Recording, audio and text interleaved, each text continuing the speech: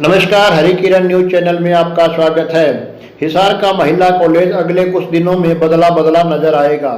महाविद्यालय में प्राचार्य का पदभार संभालने के बाद डॉक्टर रमेश आर्य ने अनेक ऐसी योजनाएं बनाई है जिसके तहत जहां कॉलेज नए लुक में नजर आएगा, वहीं छात्राओं के लिए भी अनेक कार्यक्रम शुरू किए जाने की योजना है।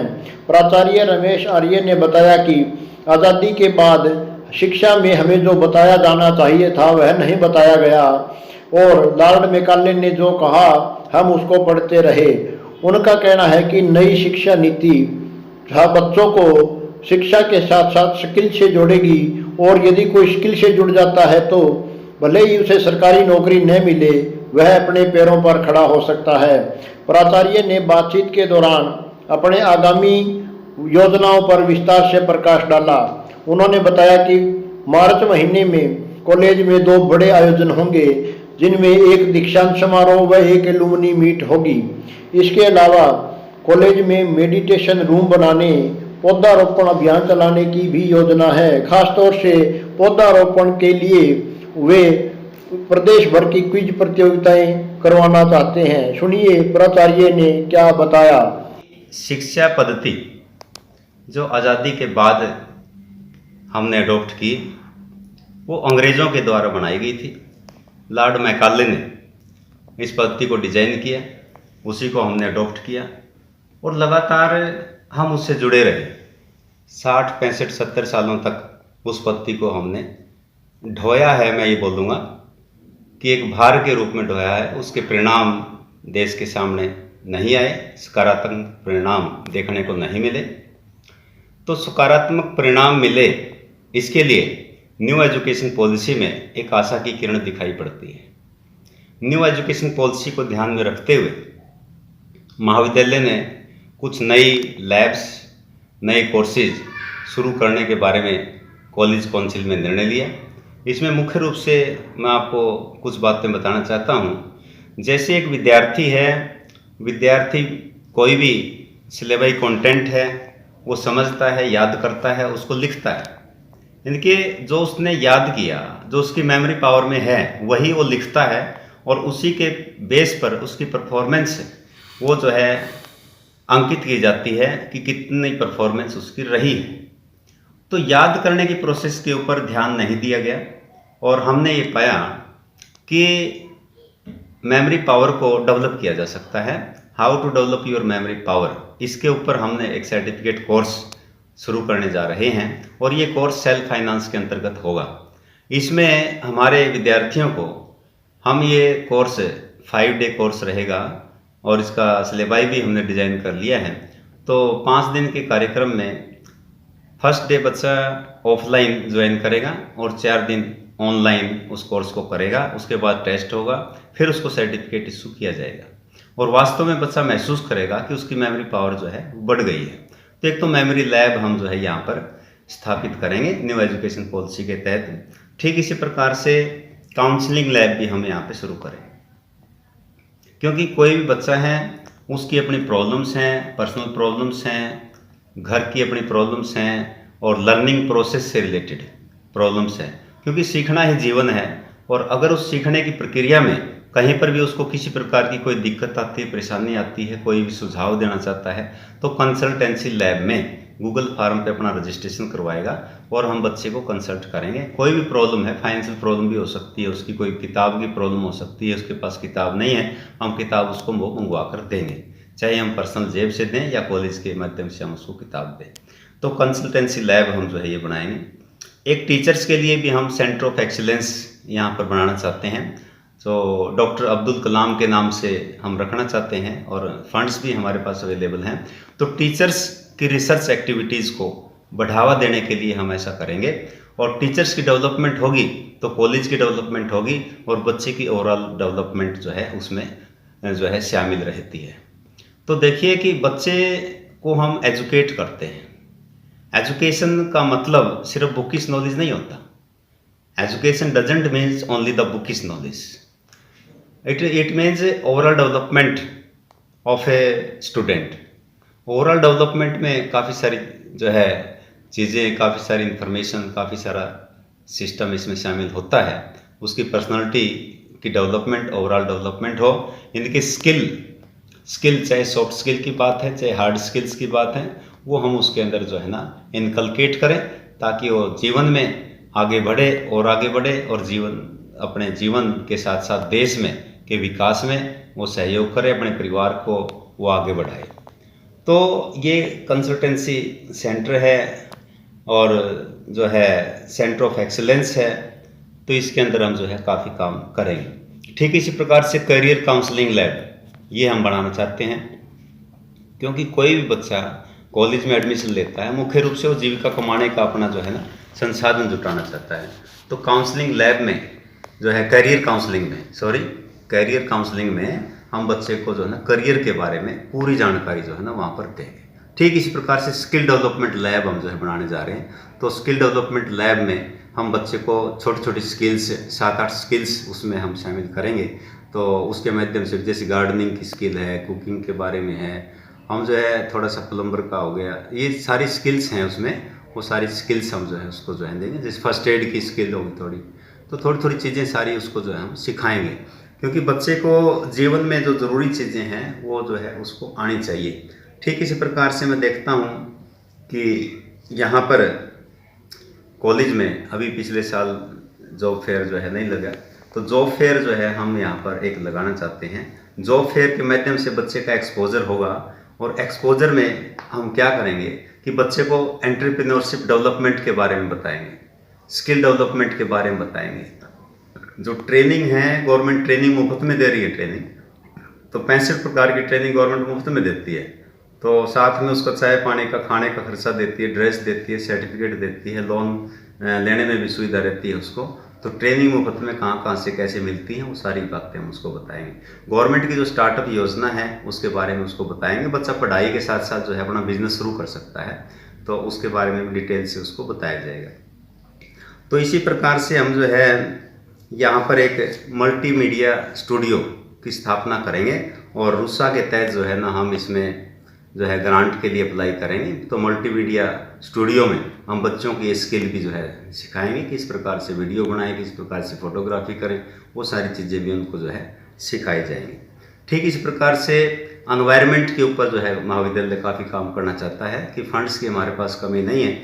तो एनवायरनमेंट क्विज हम जो है स्टेट लेवल पे करवाना चाहते हैं। स्टेट लेवल पे मान लीजिए 500 कॉलेजेज हैं, तो 500 कॉलेजेज को हम जो है 1000 क्वेश्चन जो है बना के हम खुद देंगे, और बच्चे वो कॉलेजेस से तैयारी करके उसमें टीम बना करके आएंगे। वो ऑनलाइन क्विज भी हम करवा सकते हैं, ऑफलाइन भी करवा सकते हैं, और प्राइजेज भी हम उसमें रखेंगे। तो एनवायरनमेंट के ऊपर आज काम करने की बहुत ही अधिक ज़रूरत है। अगर आप पृथ्वी पे अपने जीवन को बचाना है तो हमने एनवायरनमेंट के ऊपर काम करना ही पड़ेगा, इसमें कोई और अल्टरनेटिव मुझे नज़र नहीं आता है। ठीक इसी प्रकार से हम कुछ MOU करेंगे, इंडस्ट्रीज़ के साथ MOU करेंगे, जैसे जिंदल इंडस्ट्रीज़ के साथ MOU हमारा हो सकता है, यूनिवर्सिटीज़ के साथ MOU करेंगे। तो नॉलेज शेयरिंग, और बच्चों को हम जो है सिखाएंगे कि किस प्रकार से प्रोडक्शन होता है, किस प्रकार से आगे बिकता है, मार्केटिंग स्किल्स उसको जो है सिखाएंगे, क्योंकि जो दिखता है वही बिकता है। तो बच्चे को मार्केटिंग स्किल्स देंगे तो आगे उसको जो है काम आएगा। और भी सॉफ्ट स्किल्स हैं, हार्ड स्किल्स हैं, तो इसके ऊपर जो है काम करने की आज नितांत आवश्यकता है। तो न्यू एजुकेशन पॉलिसी में भी स्किल्स से जोड़ा गया है, एजुकेशन को स्किल के साथ जोड़ा गया है। यानी कि एक बच्चा है खाली किताबी ज्ञान से वो आगे नहीं बढ़ सकता, साथ साथ में उसको फिजिकल काम भी करने पड़ेंगे। तो क्योंकि बैलेंस जो जब होगा उसका फिजिकल और मेंटल, तो दोनों के बैलेंस डेवलपमेंट होती है, तभी बच्चे की डेवलपमेंट होती है। तो बच्चे की ओवरऑल डेवलपमेंट हम चाहते हैं, तो मुख्य हमारा ध्येय महाविद्यालय का यही रहता है। एक मैं इसमें मुख्य रूप से कहना चाहूँगा कि एल्यूमिनी मीट, हालांकि 2 पहले हुई हैं, इतनी इफेक्टिव नहीं हुई, क्योंकि लड़कियों का कॉलेज है, तो लड़की जब ग्रेजुएशन कर लेती है, पोस्ट ग्रेजुएशन कर लेती है, उसके बाद वो कॉलेज विजिट बहुत कम करती है। तो इसको हम इफेक्टिवली लेंगे और कन्वोकेशन फंक्शन के साथ हम इसको जोड़ेंगे। कन्वोकेशन फंक्शन मेरे को याद आ रहा है कि 2018 में यहाँ पे हुआ था, उसके बाद नहीं हुआ, तो 4-5 साल हो गए हैं। तो कन्वोकेशन फंक्शन की बड़ी ज़रूरत होती है। कन्वोकेशन में हम सिर्फ डिग्री नहीं देते, हम कन्वोकेशन में बच्चे को एक संदेश भी देते हैं कि जीवन में किस प्रकार से उसने आगे बढ़ना है। क्योंकि आप लोग देखते हैं कि वास्तव में एजुकेशन एजुकेशन का मतलब अब तक जो है पूरे देश को समझ में नहीं आया। कहीं ना कहीं न्यू एजुकेशन पॉलिसी में उसको समझाने का प्रयास किया गया है कि एजुकेशन में हम ओवरऑल डेवलपमेंट देखते हैं। ओवरऑल डेवलपमेंट में हम मुख्य रूप से एजुकेशन के साथ साथ बच्चे को किस प्रकार से जीवन में आगे काम करना चाहिए वो चीज़ हम उसको बताते हैं। तो कोई भी बच्चा है, कोई भी टीचर है, कोई भी आप देखिए कि व्यक्ति जो प्रकृति ने उसको काम दिया है, अगर उस काम को कार्यकुशलता के साथ करता है, उसको प्रभावशाली ढंग से करता है, उसको संपूर्णता में करता है, उसको सेवा भाव के अंतर्गत करता है, तो उसमें क्या है कि वो सफल होता है। क्योंकि हम काम को एक तनाव के रूप में करते हैं, तनाव लेकर के करते हैं, तो काम में कभी सफल नहीं होते हैं। तो गीता में भी बताया गया है कि तू कर्म कर। तो कर्म के ऊपर ध्यान कम होता है, तनाव के ऊपर ध्यान ज़्यादा होता है, इसलिए तनाव बढ़ता है तो हमारा समाधान नहीं निकलता बल्कि तनाव बढ़ता चला जाता है। तो जीवन में इस तरह का काम हमने नहीं करना, हमने काम करना है कार्यकुशलता के साथ। उससे ऑटोमेटिकली काम आपके सिद्ध होने शुरू हो जाते हैं और जो है ना आप जीवन में तनाव मुक्त जीवन आप जी पाते हैं। तो इसी प्रकार की बातें मैं जो है कल भी डिस्कस हम कर रहे थे। फैकल्टी डेवलपमेंट प्रोग्राम्स हमने जो है अभी परसों किया था, तो बहुत ही सक्सेसफुल रहा। रिसर्च मैथोलॉजी के ऊपर डॉक्टर बलजीत साहन का लेक्चर था, 1.5 घंटे का लेक्चर चला, बहुत ही बढ़िया लेक्चर उसमें हुआ और सभी टीचर्स उसमें खुश हो गए और सभी टीचर्स ने बोला कि मज़ा आ गया, पहली बार इतना बढ़िया प्रोग्राम हुआ। तो इस तरह के प्रोग्राम हम आगे करेंगे। फैकल्टी डेवलपमेंट के माध्यम से ही कॉलेज का विकास होगा, तो उसी के आधार पर हम आगे बढ़ेंगे, ये मेरी सोच है। क्योंकि पहले जो कॉन्सेप्ट रहे हैं, कोई भी इंस्टीट्यूशन है उसकी डेवलपमेंट तो हम चाहते हैं, लेकिन स्टाफ की डेवलपमेंट नहीं चाहते। तो स्टाफ की डेवलपमेंट हम पहले करेंगे, फिर उसके माध्यम से कॉलेज की डेवलपमेंट ऑटोमेटिक हो जाएगी। तो ये सारा सिस्टम जो है सिस्टमेटिक ढंग से हम आगे बढ़ेंगे तो सारा काम सही होगा। ठीक इसी प्रकार से एथलेटिक मीट है, उसके लिए गवर्नमेंट से ग्रांट आई हुई है 50,000 रुपये की, और जो है हम वो 20 जनवरी के आसपास ही प्रोग्राम करेंगे और उसमें प्राइज डिस्ट्रीब्यूशन फंक्शन भी हम जो है वहीं पर करेंगे। जहाँ तक एल्यूमनी मीट की बात है, कन्वोकेशन फंक्शन की बात है, वो हम जो है मार्च में करेंगे, क्योंकि तब तक सिलेबाई वगैरह हम जो है काफ़ी हद तक कवर कर लेते हैं और मार्च में मौसम भी ठीक हो जाता है। तो कन्वोकेशन फंक्शन और जो है एल्यूमनी मीट का जो फंक्शन है हम जो है मार्च के फर्स्ट वीक में करेंगे लगभग। और ये यूनिवर्सिटी में हम वाइस चांसलर साहब से मिल करके उनका हॉल जो है 1 दिन के लिए लेंगे, ताकि जो है ना बच्चों के लिए सुविधा रहे, स्टाफ के लिए भी सुविधा रहे। और कोशिश हम ये करेंगे कि कन्वोकेशन फंक्शन इकट्ठा भी हो। गवर्नमेंट कॉलेज बरवाड़ा भी मेरे पास है और गवर्नमेंट महिला महाविद्यालय ये हिसार का भी मेरे पास है, दोनों का इकट्ठा भी हम कर सकते हैं। उसमें टेंट का खर्चा ही बचेगा और जो है चीफ गेस्ट के लिए भी सुविधा रहेगी, स्टाफ के लिए भी सुविधा रहेगी, बच्चों के लिए भी सुविधा रहेगी। तो इस तरह का विचार हमारा है। एक लाइब्रेरी मैंने विजिट की थी, लाइब्रेरी में रीडिंग रूम हमारा नहीं है कोई ज़्यादा इफेक्टिव, तो उसके लिए भी हम गवर्नमेंट को लिखेंगे। और गवर्नमेंट के पास ग्रांट्स की कमी नहीं है और आसानी से ग्रांट हमारे को मिल जाएगी और हम जो है एक लाइब्रेरी का रीडिंग रूम हम जो है जल्दी यहाँ पर बनाएंगे। एक साइंस ब्लॉक हमारे प्रपोजल में है, पहले ग्रांट आई भी थी 3.18 करोड़ रुपए की, तो उसके लिए भी हम जो है गवर्नमेंट से अभी कॉरस्पॉन्डेंस कर रहे हैं और रिमाइंडर भी हमने लिखा है और रिक्वेस्ट हमने की है और वो ग्रांट भी शायद जल्दी हमारे को मिल जाएगी। एक 16 लाख रुपए की ग्रांट के लिए भी रिमाइंडर लिखा है कि इसमें जूलॉजी की और बॉटनी की लैब हम जो है बनवाना चाहते हैं और वो भी जो है ना जल्दी ही मैं समझता हूँ कि मिल जाएगी, तो उसमें भी हम जो है सारा करेंगे। ठीक इसी प्रकार से हॉस्टल्स में हमारा जो गर्ल हॉस्टल है, तो उसमें क्या है, गर्ल्स हॉस्टल में मैं देख रहा हूँ सिक्योरिटी पॉइंट ऑफ से जो ज़रूरत है, जैसे कैमरे की ज़रूरत है और दीवार के ऊपर फेंसिंग की ज़रूरत है, लाइटिंग की ज़रूरत है और पार्क वगैरह है इफेक्टिव करने की ज़रूरत है। तो इन सब के लिए हमने जो है ना कार्य शुरू कर दिया है और जल्द ही जो है फेंसिंग का काम भी जो है ना वहाँ पे शुरू हो जाएगा, लाइटिंग का काम भी शुरू हो जाएगा। तो MOU हम जो है करना चाहते हैं इंडस्ट्रीज़ के साथ, जो ज़रूरत भी है, आज की एक ज़रूरत है MOU करना, तो कई सारी इंडस्ट्रीज़ के साथ MOU करेंगे हम। तो टोटल 12 MOU का टारगेट हमने रखा है, 3 MOU हमारे हो चुके हैं और आगे भी हम MOU करेंगे। यूनिवर्सिटी के साथ भी MOU करेंगे, वहाँ के प्रोफेसर्स यहाँ पे आएंगे और आपस में हमारा जो है एक आइडियाज़ का, न्यू आइडियाज़ का जो है एक्सचेंज करेंगे। और पेटेंट्स के संबंध में भी आगे हम थोड़ा बढ़ेंगे, कहीं ना कहीं पेटेंट का अगर कोई स्कोप बनता है तो हम पेटेंट राइट के लिए भी अप्लाई करेंगे। तो इस तरह की चीज़ें हैं, काफ़ी सारी चीज़ें हैं। और एक लाइब्रेरी का मैंने आपको बताया है, तो लाइब्रेरी में खाली बुक्स की बात नहीं होती, एक एनवायरनमेंट की बात होती है कि बच्चा जाए वहाँ बैठे तो उसको लगे कि वो लाइब्रेरी में बैठा है, उससे एक पॉजिटिव एनर्जी का सेंटर भी होता है लाइब्रेरी अपने आप में। और आप देखते हैं कि एजुकेशन के माध्यम से ही हम किसी भी समाज को एक जो है ना विकास की तरफ जो है लेके जा सकते हैं, और उसके लिए बुक्स सबसे बड़ी मित्र होती है। और जो मेन बुक्स हैं उनको हम हाईलाइट करेंगे तो किस प्रकार से हम बच्चों को किताब से जोड़ें, उसके ऊपर हम जो है ना एक मीटिंग करके हम जो है इसके ऊपर काम करेंगे।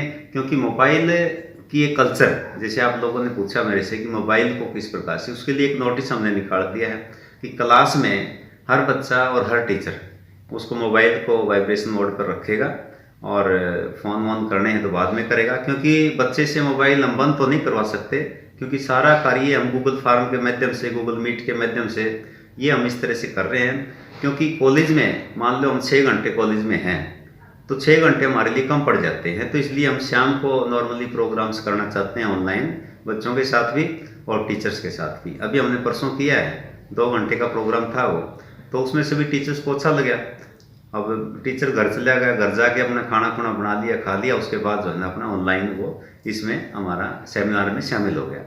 तो इस तरह का विचार हम टीचर से पूछ करके जो भी टॉपिक्स वो आगे चाहेंगे उसी टॉपिक्स पे हम जो है ना आगे विचार करेंगे, और इसी से जो है ना बात बढ़ने वाली है। क्योंकि गवर्नमेंट की तरफ से किसी प्रकार की कोई कमी नज़र नहीं आती, फंडिंग की कोई कमी नहीं है, महाविद्यालय में फंडिंग की कोई कमी नहीं है, यहाँ पर पूरे फंड्स हैं और पहले अच्छा काम हुआ है, पूरा स्टाफ कोऑपरेटिव है। इससे बढ़िया स्टाफ मेरे को नज़र नहीं आता कहाँ पर, कहीं पर भी इससे बढ़िया स्टाफ मेरे को नज़र नहीं आता। बहुत कोऑपरेटिव स्टाफ है और यहाँ किसी प्रकार की कोई भी समस्या नहीं है, सिर्फ समाधान यहाँ पर हैं। और आपने देखा होगा ग्राउंड कितना बढ़िया अभी हो गया है, तो 2-3 दिन में हमने लग के और साफ़ सफाई करवाई। तो इसी प्रकार से एक आइटम को हम करेंगे। ग्राउंड तैयार हो गया, अब हॉस्टल का हमने पॉइंट उठाया तो हॉस्टल को हम ठीक कर लेंगे। तो ठीक इसी प्रकार से और कोई भी सुझाव, खासकर मीडिया से मैं सुझाव लेता हूँ, और मीडिया इस महाविद्यालय के बारे में बड़ा सकारात्मक रोल अदा कर रहा है। ये बड़ी बात है हमारे लिए, क्योंकि मीडिया को चौथा स्तंभ नहीं मानता, मैं उसको पहला स्तंभ मानता हूँ।